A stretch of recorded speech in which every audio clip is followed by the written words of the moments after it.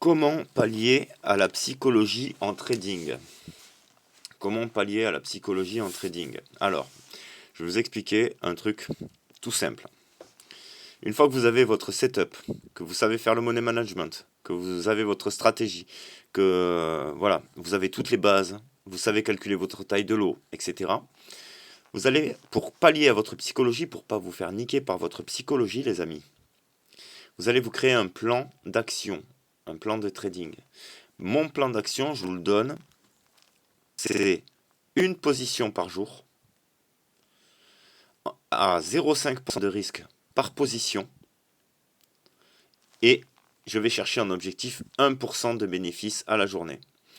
C'est-à-dire que je vais attendre d'avoir une belle entrée sur laquelle je suis full déterminé à rentrer, parce que je me dis, là, j'ai toutes mes confirmations et tout ça.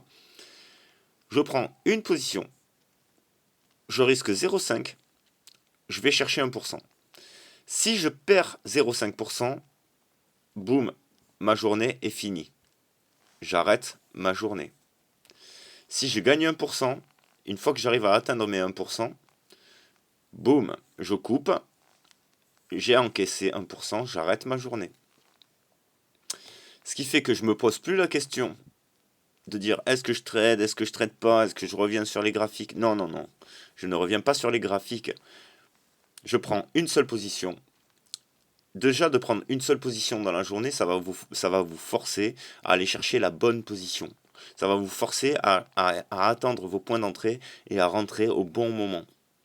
Parce que si vous gâchez votre cartouche, votre seule cartouche de la journée, eh bien vous allez être dégoûté parce que vous allez la gâcher, vous allez rentrer trop tôt, machin. Ça va vous donner une leçon. Donc une seule position à la journée, en allant risquer, pour moi, 0,5%, et aller chercher 1% de bénéfice. À partir du moment où je perds mes 0,5, où je gagne mes 1%, c'est bon, j'ai fait mon objectif journalier, j'arrête ma journée. À partir de là, le temps fera les choses. C'est le temps qui va faire les choses, qui va vous montrer qu'avec le temps, jour après jour, un jour vous êtes en bénéfice, le lendemain vous êtes en perte.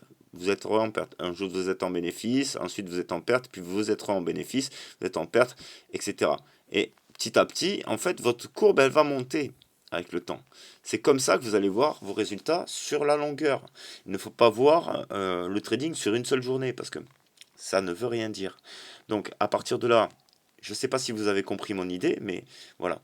Donc pour tous ceux qui sont intéressés pour que je leur explique des façons et tout ça, moi c'est Dark Trader.